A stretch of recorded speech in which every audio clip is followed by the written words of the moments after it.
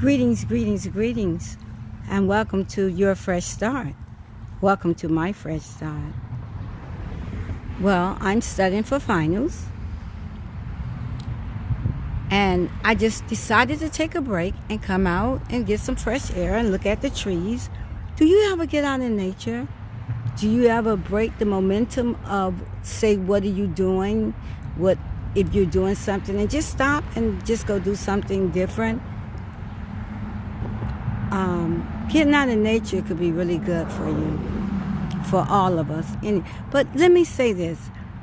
Last week in class, my teacher said to me, Pamela, would you do so and so and so? And for me to do that, I would have to come to the front of the class. And there've been so many eyes on me lately, I was just trying to minimize that. So when she asked me would I do it, I said, "Oh, can I pass this time? I'm just so timid." And she stopped and she paused and she slowly turned around and she looked at me and she said, "Pamela, I don't think you have a timid bone in your body." Well, I threw my head back and I laughed and I chuckled, as I occasionally do. But as I threw my head back and laughed and chuckled, I began to ponder, where did that word come from? See, I had never used that word with me. It just came up in my mind.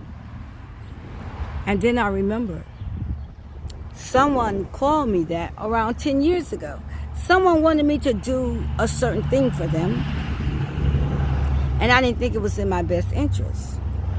And so as we negotiated back and forth, and they finally heard me and realized that I was not going to do that certain thing to maintain our friendship, and I can appreciate that's why it took so long for it to come up in me, because sometimes some people will still try to be nice even though they label you erroneously, right?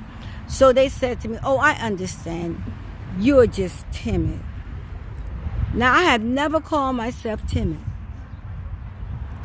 And all of a sudden, there's that word. It came up in me, and I said, "Oh, I'm so timid. This is what I want to ask you.